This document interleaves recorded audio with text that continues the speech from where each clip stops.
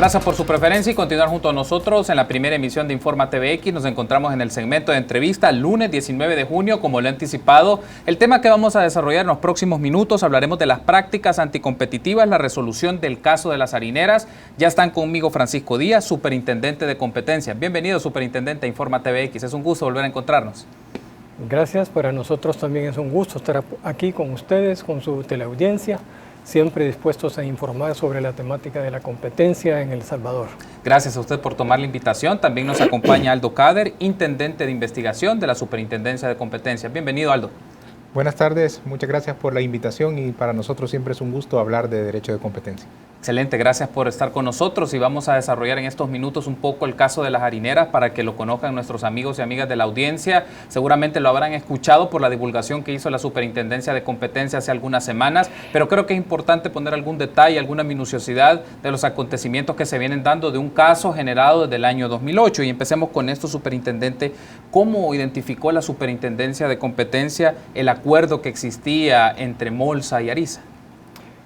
Bueno, en aquel momento, en 2008, hubo varios indicios, varias quejas de personas que señalaban que algo estaba sucediendo allí porque no podían comprar en cualquier lugar donde ellos deseaban el producto, sino que lo restringían, les decían váyanse a otra parte. Y otros indicios que llegaron por parte de los consumidores procesadores de harina, o sea, no del último consumidor. Entonces eso dio lugar a que la superintendencia iniciara de oficio. Allí no hubo una denuncia, este procedimiento sancionador, es decir, un procedimiento en el cual, siguiendo con toda rigurosidad el debido proceso, o sea, todas las garantías de defensa para el investigado, como es que prepare su defensa, un término de pruebas para que presente todas las que tenga en su descargo, etcétera, se llegó a determinar que efectivamente había ahí un arreglo, un entendimiento en que se habían repartido el mercado por cuotas, por porcentajes, 55% para la empresa Molsa, 45% para la empresa harinera. Eso es una típica práctica anticompetitiva, concretamente consistente en el acuerdo de una cuota de mercado específicamente, que sirve para mantener precios artificialmente elevados. Entonces, con esos elementos se procedió a la investigación. Hubo un caso de allanamiento muy exitoso porque se encontró ahí tanto agendas con anotaciones manuscritas de los gerentes de las empresas como todos los archivos en Excel en donde estaban los cálculos de número de quintales o de unidades de 50 libras que habían sido vendidas en exceso o no para compensarse económicamente la una empresa a la otra. Hay un aspecto interesante, superintendente, que aparece en el informe y quiero aprovechar, Aldo, para que nos amplíe un poco sobre esto. Algunos elementos que se pueden encontrar en este informe muy extenso, pero también muy minucioso y muy detallado de la práctica que se dio en un análisis jurídico, pero también económico y de mercado. Y hay algo que me llama la atención es el alegato que tenían las harineras allá por el año 2008, que por situaciones de la crisis internacional, eso en alguna medida afectaba o fluctuaba el precio al final, con lo cual ellos vendían la harina de trigo que se utiliza para el sector de las panificadoras y entre otras empresas. Ese es un aspecto interesante. Y otro asunto que aparece también en el informe es que hacían préstamos de trigo entre Molsa y Ariza y a la vez actividades en conjuntas porque están ambas representadas en asociación de industriales. Es interesante. Comenten un poco estos dos aspectos con los cuales daban indicios, ya el superintendente nos da un preámbulo sobre ello, los indicios con los cuales ambas empresas acordaron una distribución o repartirse el mercado de la harina de trigo. Bueno, son bastantes puntos los que ha tocado, voy a tratar de hacer un resumen. Claro. En el caso, como mencionaba el señor superintendente, ellos acordaron repartirse el mercado en cuotas de participación, 55 y 45. Eso traía de trasfondo que entre ellos no estaban rivalizando como debían de rivalizar en un mercado, es decir, no estaban queriéndose quitar los clientes. Cada una de estas empresas tenía ya asignados sus clientes y si el cliente A de la empresa Molsa quería ir a comprar a la empresa Ariza, no le permitían eso. Le decían, no, tú ya eres cliente de la otra empresa y yo no te puedo vender. Entonces ahí había una falta de rivalidad entre ellas. En el tema de los precios no encontramos prueba contundente ni prueba que llevara a sancionar a las empresas por un acuerdo de precios. Solo fue el acuerdo de repartirse el mercado. Ahora, uno podía presumir, intuir que detrás del acuerdo de las participaciones de mercado también hubiera un pacto entre los precios. Incluso teóricamente eso lo indican sí los libros de la doctrina económica, pero nosotros no encontramos prueba suficiente para también emitir una sanción por el posible acuerdo de precios. Ahora, este acuerdo también es, digamos, es traído a cuenta o lo propicia, entre otras cosas, la comunicación que existe entre ambas empresas. No necesariamente porque formen parte de una gremial. En este caso fue porque compartían mucha información sensible entre ellas. Importaban el producto, por ejemplo, de manera conjunta. Entonces, solo con importar la materia prima de ese producto ya tenía una de otra información muy sensible. Y claro, esto era así porque al final de cuentas tenían ese arreglo de dividirse el mercado. Y si una vendía más que la otra, si una comercializaba más que la otra, se tenían que después compensar. Porque como no podían pasarse del 45 y 55, si la que vendías, la que tenía asignado el 55% del mercado, vendía 60%, ese 5% en exceso se lo tenía que compensar a la otra. Porque habían pactado mantenerse a lo largo del tiempo en 45 y 55. Es un aspecto que me llama la atención y quiero seguir aprovechando su intervención, Aldo, es este punto. Para entender un poco la cadena de producción alrededor de la harina de trigo, ¿qué otros grupos están involucrados antes de que llegue como tal al consumidor? Digamos, aquí estamos hablando de los molinos como tal, pero ¿qué otros están involucrados en este proceso y si salían favorecidos o afectados del acuerdo de mercado que habían hecho Molsa y Ariza? Bueno, aquí hay que también aclarar que esta investigación, como mencionó el licenciado Díaz, es en septiembre del año 2008 donde se emite la sanción. La ley de competencia inició en enero de 2006, igual la superintendencia de competencia. Entonces fue una investigación que duró 2 años. No podíamos irnos hasta antes del 2006 por prohibición legal. El mercado ahora ha cambiado mucho.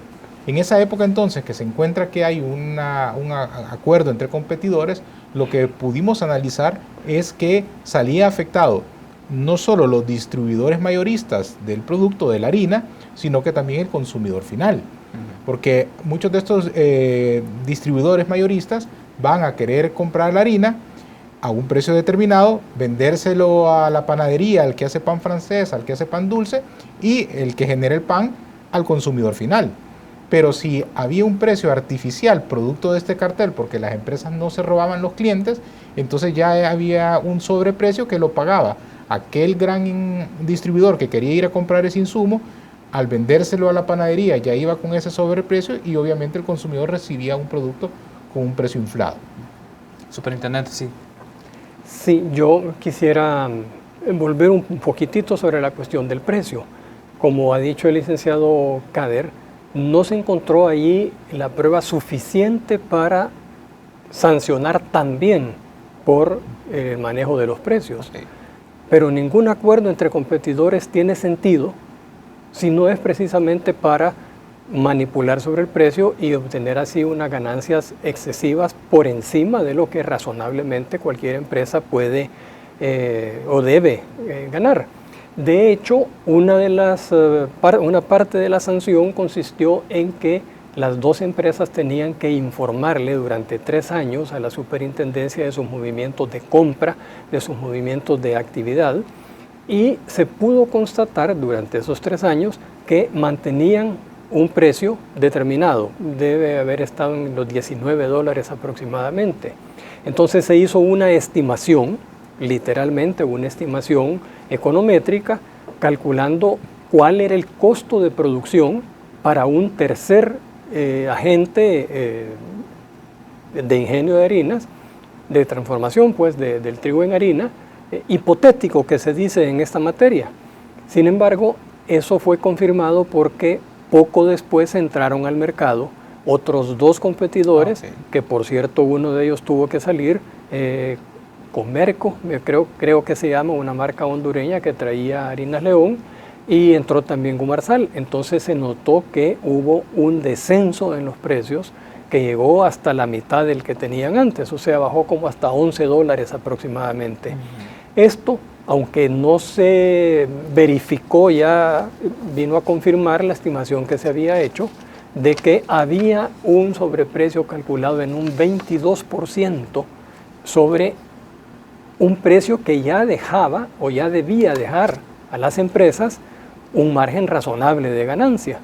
De manera que la estimación llegó más. En los 25 meses durante los cuales se tuvo información, se estimó que había llegado a 25 millones el monto total de sobreprecio cobrado a los consumidores. 25 millones de dólares. Y quiero aprovechar, superintendente, para ampliar un poco esto. ¿Qué tanto estas prácticas de distribución de mercado son muy usuales en la dinámica económica de nuestro país? Creo que el caso de Molsa y Ariza son un reflejo importante, y por los datos que usted nos menciona del sobreprecio que se había dado en porcentajes, pero también en margen de ganancia que le pudo generar a ambas empresas esta distribución. ¿Qué tanto esta práctica la Superintendencia de Competencia está revisando? ¿Se está haciendo muy usual o no es muy usual?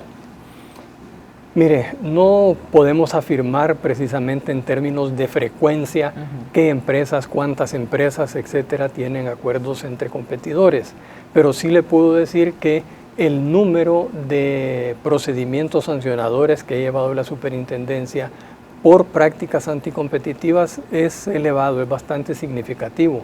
Creo, y el licenciado Cader puede afirmarlo mejor que yo, que estamos en un promedio no menor de 3 procedimientos anuales, y en productos de bastante importancia, varios, otros de menor importancia.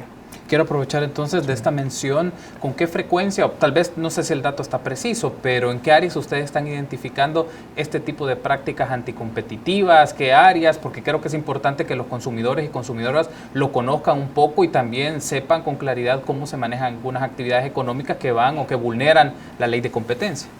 Sí, si nos vamos a los números estadísticos que tenemos en la superintendencia, podemos ver que el sector de telecomunicaciones es el sector donde más casos de prácticas anticompetitivas tenemos investigados, investigados y sancionados, sea por acuerdo de precios o sea por abusos de posición dominante. Entonces yo creería que ese sector es el que lleva, como lastimosamente, pues el liderato en las investigaciones. Hay otros sectores también importantes. Han habido casos en el sector de distribución de energía eléctrica, que también pues es un sector trascendental para la población. Como bien decía el licenciado Díaz, no podemos afirmar que todos los mercados, ¿verdad? En todos los mercados hayan prácticas anticompetitivas. Sí, aquí es algo importante de mencionar, es que las empresas en nuestro país estaban acostumbradas a otra manera de comercializar sus productos. Entra la ley de competencia en enero de 2006 y la situación ya cambia, porque tienen que adaptarse a este nuevo marco jurídico. Ya un montón de arreglos y entendimientos que tenían las empresas no pueden ser así, porque están penalizados y prohibidos por la ley de competencia, porque arruinan, por decir así, el mercado, arruinan a los consumidores. Lastimosamente, algunas empresas no se han adaptado o no han entendido la nueva legislación y nuestra nueva situación jurídica en el país que da esta ley de competencia. Se entendía muchas veces que competir bien era ponerme de acuerdo con mi competidor, con la empresa competidora que tengo a la par, y eso no es así. El hecho de que hay empresas se asustan y dicen, mire, ¿por qué me sancionas si yo con ella no estamos haciendo nada malo, estamos de amigos? Pero esa amistad la llevan a pactar precios, a pactar cuotas de mercado, y eso no lo pueden hacer hoy. Ahora, me gustaría que aprovechemos estos minutos que tenemos de este primer bloque, superintendente, para que nos comente por qué un proceso demoró tanto tiempo, porque fue conocido hasta finales de mayo en firme una declaración de una sentencia a través de la Sala de lo Contencioso Administrativo. En la segunda parte nos va a llevar un poco más de tiempo describir este proceso, pero como un preámbulo, superintendente, ¿por qué demoró tanto tiempo, sabiendo que las sanciones que brindó la Superintendencia de Competencia fueron en el año 2008? Bueno, primero debo decirle que el promedio de duración de los procedimientos sancionatorios en la superintendencia es de 14 meses, de manera que se trabaja con mucha eficiencia y con mucha celeridad. En este caso en particular, hemos tenido en realidad 3 juicios, 3 instancias judiciales. Ambas empresas, tanto Molsa como Ariza, cuando fueron sancionadas, interpusieron recursos contenciosos administrativos. Ahí se demoró alrededor de 3 años ese primer juicio en emitirse una sentencia que les resultaba favorable, porque dijeron que la resolución de la superintendencia estaba viciada de ilegalidad. Eso nos llevó al Consejo Directivo a presentar un juicio de amparo, es decir, a recurrir ante la Sala de lo Constitucional porque consideramos que la sentencia de la Sala de lo Contencioso Administrativo había violado los derechos al debido proceso de la institución nuestra. Eso se llevó 2 años y 7 meses, si mal no recuerdo, ese procedimiento en la Sala de lo Constitucional. La Sala devuelve entonces el procedimiento a la Sala de lo Contencioso y le dice, vuelva a poner sentencia y hágalo conforme a los parámetros constitucionales, dejando absolutamente, digamos, para que nos entendamos, purificado el procedimiento que había seguido la superintendencia para recoger la prueba. En este tercer procedimiento, que era el segundo contencioso, otros 2 años y meses también esperando una resolución final, eso es lo que lleva sumado a que sean 8 años y medio la duración. Y eso es gravísimo. Es gravísimo no solo para la institución que nosotros representamos, sino para el Estado salvadoreño, porque quiere decir que el Estado salvadoreño no había tenido capacidad para investigar y sancionar un ilícito. Y eso es lo que se llama impunidad, la incapacidad del Estado para hacer efectiva, bueno, para investigar por un lado y por el otro lado para sancionar efectivamente un ilícito. Felizmente, pues ya se ha concluido todo eso. Tenemos que hacer una pausa, pero me gustaría que en el segundo bloque hablemos con un poco más de precisión esta etapa que llevó ante las instancias jurisdiccionales, el rol de la Sala de lo Contencioso Administrativo, de la Sala de lo Constitucional, y también conocer un poco qué ha pasado ahora que está en firme esta sanción que emitió la Superintendencia de Competencia a estas empresas, si están haciendo efectivo el pago de la sanción que tienen, qué ha ocurrido, pues lo vamos a ver en la próxima parte. Permítanos una pausa, volvemos en minutos.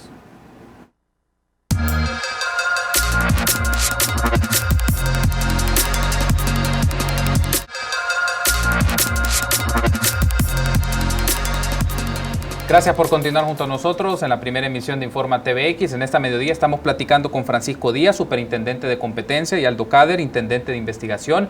Estamos hablando un poco de las prácticas anticompetitivas, particularmente la resolución del caso de las harineras. Aldo, y algo que me gustaría que abordemos en este segundo bloque, lo decíamos antes de entrar al aire, se discute mucho el término de seguridad jurídica. El superintendente nos mencionaba en el caso de las harineras más de 8 años para dejar en firme una resolución, una sanción que había establecido la Superintendencia de Competencia, pasó por la Sala de lo Contencioso Administrativo, luego pasa ante la Sala de lo Constitucional, regresa a la Sala de lo Contencioso Administrativo, o sea, una serie de tiempo en diversas instancias. Y esto, cuando se utiliza el término seguridad jurídica, ¿qué refleja? ¿Qué nos dice? Que la instancia jurisdiccional pues dilata los procesos a través de la Sala de lo Contencioso Administrativo para este caso en particular.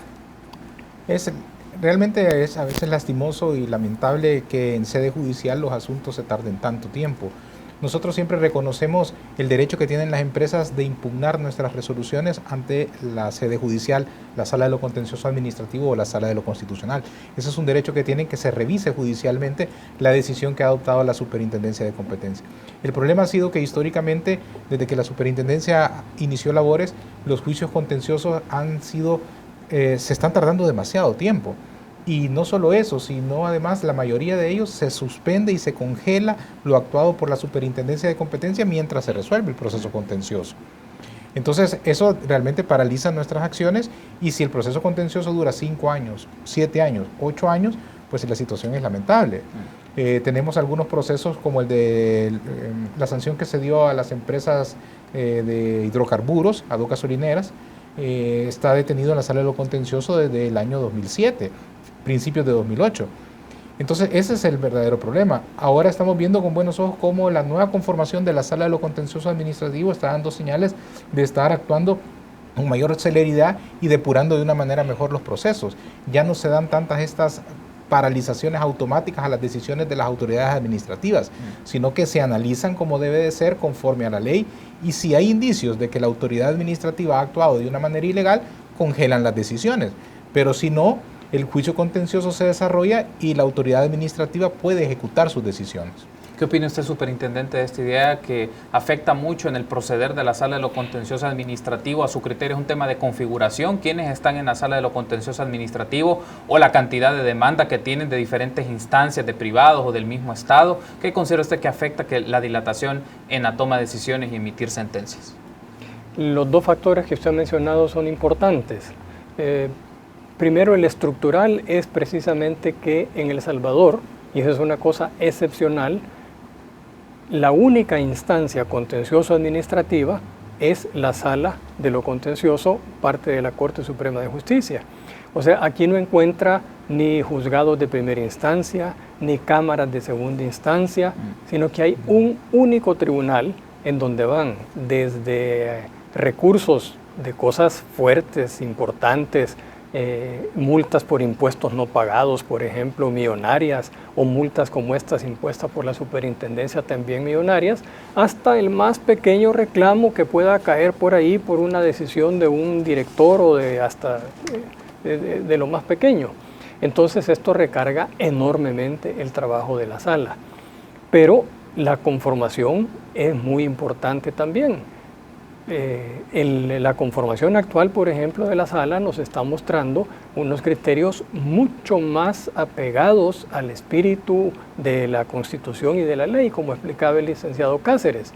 Hay un examen de la resolución que ha impuesto la autoridad, no solamente las nuestras, sino otras, y si de ese examen no se ve que hayan visos evidentes de ilegalidad, se puede admitir la demanda, pero sin por ello paralizar el efecto de la decisión administrativa. Yo sí puedo señalar que en la conformación actual hay muchísimas mayores muestras de exigencia con el derecho, de búsqueda de celeridad también, aparte de que han estado impulsando ya desde hace un año y más la reforma de la ley de la jurisdicción contencioso administrativa, precisamente para crear juzgados y también cámaras. De hecho, se esperaba, es la última información que yo tuve, que para septiembre pudiesen estarse ya inaugurando, creadas estos tribunales de primera instancia y cámaras de segunda instancia, que habrían un tribunal en cada una de las regiones del país, y no sé si una o dos cámaras, una para la zona central y occidente me parece, y otra para la zona oriental. Todo esto con el propósito de acercar la justicia administrativa a la ciudadanía. Hay un aspecto que me llama la atención, regresando al caso de las harineras, superintendente, es que se hace un llamamiento, entiendo, ya en la fase final a una magistrada suplente en la Sala de lo Contencioso Administrativa para dirimir un conflicto que se generaba ahí. ¿En qué consistía esta situación? Sí. Cuando la Sala de lo Constitucional devuelve a la Sala de lo Contencioso el expediente para que dicte sentencia, la Sala está conformada por 4 magistrados. Entonces ocurrió que 2 de ellos tenían un punto de vista de resolver ratificando todo lo actuado por la Superintendencia de Competencia, y 2 decían que no. Okay. Nosotros no podíamos saber en dónde estaba el motivo del empate, pero lo cierto es que ese empate demoró todavía unos 2 o 3 meses más la resolución, porque en esos casos el tribunal tiene que llamar a un juez diferente para que dirima aquel conflicto entre los magistrados que conforman la sala. Y en este caso, la magistrada, que es una profesional, una mujer, se adhirió a aquellos que decían que la totalidad de la resolución estaba apegada a derecho. Cuando nos notificaron ya la sentencia definitiva, nos enteramos de que la discordia estaba no en el fondo de la resolución. Se decía, la superintendencia ha resuelto correctamente. El punto es el monto de la multa. Okay. En el monto de la multa, decían los disconformes, la superintendencia debió haberse atenido a las ventas anuales únicamente del producto con el cual se realizó la práctica anticompetitiva y no con las ventas totales de la empresa. Y los otros 2 decían, no, la ley no hace esa distinción. Si hubiese querido hacer la distinción, lo habría dicho explícitamente. La ley dice que puede ponerse un porcentaje de multa sobre las ventas anuales de la empresa. Independientemente de los productos. Exactamente. Y nos parece que eso tiene lógica, porque parte del propósito de la sanción, de la sanción es disuadir al agente económico a cometer una práctica anticompetitiva. Entonces, por eso tiene lógica de que en toda su actividad empresarial sea sancionado. En ese caso entiendo que para Molsa la sanción es de un poco más de 1,9 millones de dólares y para Ariza un poco más de 2 millones de dólares. Aldo, coméntenos en este momento cómo va el proceso de pago de dicha sanción. Bueno, estas empresas, como fueron sancionadas en septiembre del 2008, la ley de competencia les da 8 días para pagar. Pasaron esos 8 días en esa época y no presentaron el pago. Desde entonces está vencido. Sin embargo, ellos fueron a la sala de lo contencioso administrativo y la sala de lo contencioso congeló el pago de la multa. Lo congeló, no obstante, indico, ya estaba vencido. Ahora que hemos recibido esta nueva sentencia, ratificando todo lo de la superintendencia, ya deja de estar congelada la multa y tienen que pagar inmediatamente. Y ya no hay un nuevo plazo, porque el plazo ya estaba vencido desde 2008, entonces ellos tendrían que haber pagado ya a estas alturas. Como nosotros no hemos recibido noticias de que hayan pagado, porque la ley indica que nos tienen que traer copia del mandamiento de pago del Ministerio de Hacienda, entonces nosotros hemos hecho lo que la ley también nos indica, certificar todo a la Fiscalía General de la República, porque como es una multa que ingresa al Fondo General de la Nación y no a la Superintendencia, entonces la Fiscalía, en representación de los intereses del Estado, es la que tiene que ir a hacer el cobro judicial forzoso. La semana pasada tuvimos ya una reunión con la Fiscalía en donde les entregamos toda la información pertinente. Ellos también nos solicitaron otra documentación que necesitaban para activar las demandas en los juzgados civiles y mercantiles del país, y la Fiscalía, entiendo yo, que en estos días va a proceder conforme a ello. ¿Acumulan ellos intereses por esto? Porque mencionó que en el 2008 habían pasado el tiempo, 8 días para hacer efectivo el pago. Ellos han acumulado intereses y desde el momento que se congeló ya no seguía contando la cifra, Aldo. No hay, en este caso no, la ley no establece intereses. Ok, superintendente, sí. Sí, yo quiero agregar una preocupación nueva que tenemos respecto a esto, y es que hemos tenido noticia, pero no he podido ver el acuerdo de una opinión favorable en el seno de la Comisión de Hacienda, me parece, de la Asamblea Legislativa, que va a dictar o que está proponiendo una amnistía para aquellos que sean deudores del Estado. De modo que se incentive el pago parcial, por lo menos, de las multas, puedan resolver su situación legal y el Estado pues tener algún ingreso. La preocupación que tengo es que esta amnistía vaya a incluir casos como este, que me parece que sería realmente un pésimo precedente, porque en este caso se ha establecido con todas las posibilidades de claridad de la ley la existencia de una práctica anticompetitiva que es un ilícito administrativo, y dar facilidades para evitar una parte de esa multa después de todo este procedimiento de 8 años que hemos estado platicando, me parece que sería un mensaje de impunidad muy lamentable para la población. ¿Considera usted es una sospecha que tiene o hay todavía un proceso en la Asamblea Legislativa de ir construyendo un decreto legislativo que pueda generar una amnistía para deudores del Estado? ¿Está todavía en proceso de deliberación por lo que le comento? Entiendo que hay, si no una opinión, ya un borrador de opinión.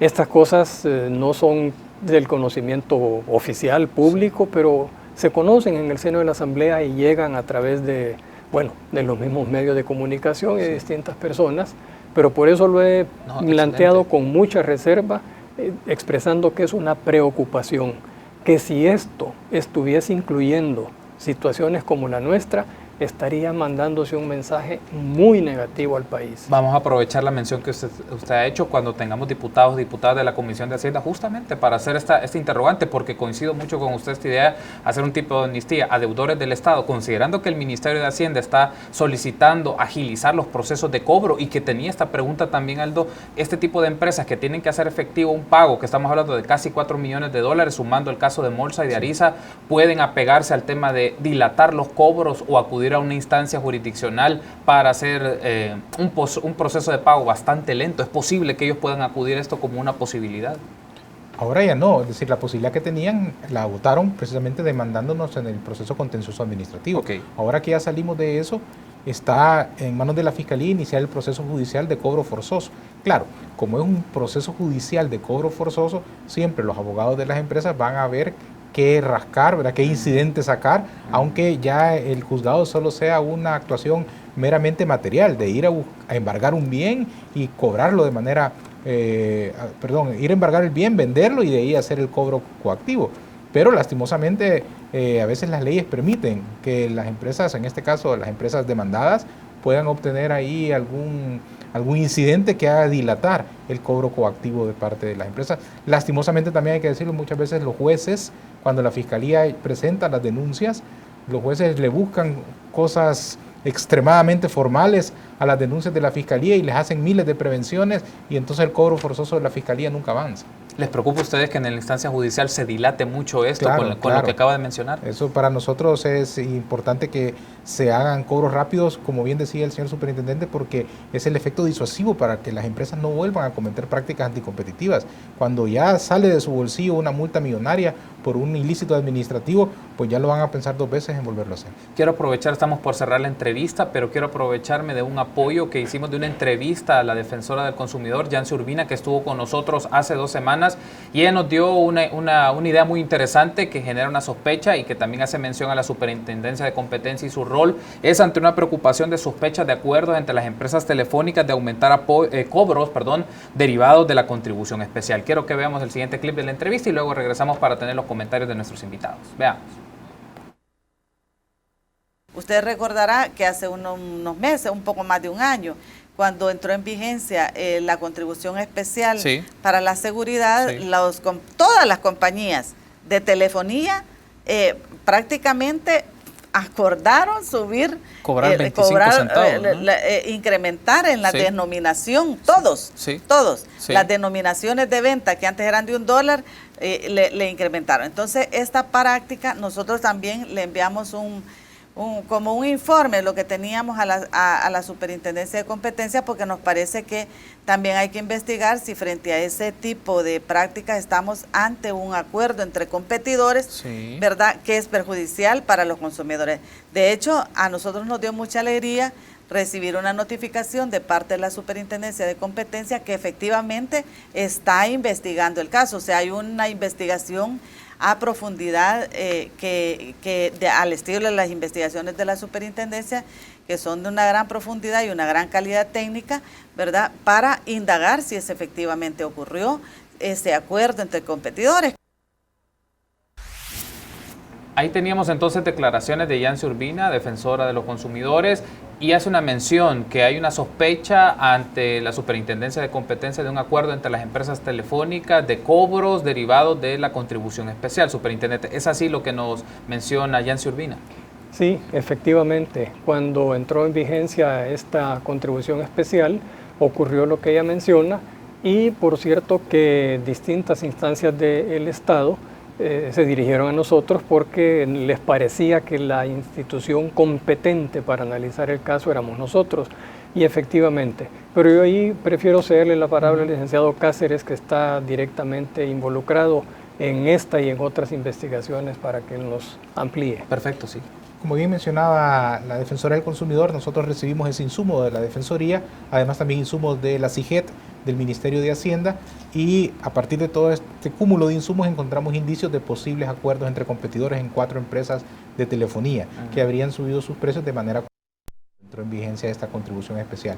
Iniciamos el procedimiento, ¿verdad?, contra ellas, imputándoles ese supuesto cartel. Ya el plazo probatorio concluyó dentro de este procedimiento. Se está ya depurando el expediente, separando qué información es pública, qué información es confidencial. Se está integrando el expediente para que en los próximos días pueda elevarse a conocimiento del Consejo Directivo, que es la máxima autoridad de la Superintendencia. El Consejo Directivo recibirá el expediente en su oportunidad, analizará las pruebas que hay en el expediente para tomar la decisión de si hay suficientes medios probatorios que demuestren o no la existencia de este cartel. ¿Es momento que no es en este momento se puede anticipar un poco algunos aspectos, o todavía se maneja de carácter privado para que llegue al Consejo Directivo de la Superintendencia de Competencia? ¿O hay algunos puntos que usted nos podría anticipar de la investigación que ha estado realizando la Superintendencia? En este nivel solo podemos nosotros anticipar que la investigación, como todas las de nosotros, han sido investigaciones técnicas y exhaustivas. Hemos requerido información a las empresas investigadas, al regulador, hemos recogido también información nosotros de oficio, hemos recibido entrevistas, testimonios, testigos, como se le llama en sede judicial, y a este nivel nosotros no nos corresponde hacer una valoración sobre si hay o no práctica anticompetitiva. Únicamente servimos como el ente investigador que recoge elementos, los aglutina en un expediente respetándole los derechos a los investigados y luego elevamos el asunto al Consejo Directivo para que sea este el que haga la valoración del caso. Perfecto, quiero agradecerles por habernos acompañado, gracias por haber estado con nosotros, Superintendente de Competencia Francisco Díaz, gracias. Por el contrario, nos da mucho gusto estar acá con ustedes. Cuando quieran invitarnos hay varios casos sobre los cuales hay que hablar. Sin duda alguna nos volveremos a encontrar para seguir discutiendo estos casos. Gracias Aldo Cáceres, Intendente de Investigación, por habernos acompañado en Informa TVX. Gracias, muy amable, y es un gusto siempre platicar de estos temas tan interesantes e importantes para los consumidores. Gracias a ustedes por habernos acompañado. Permítanos una pausa, volvemos en minutos.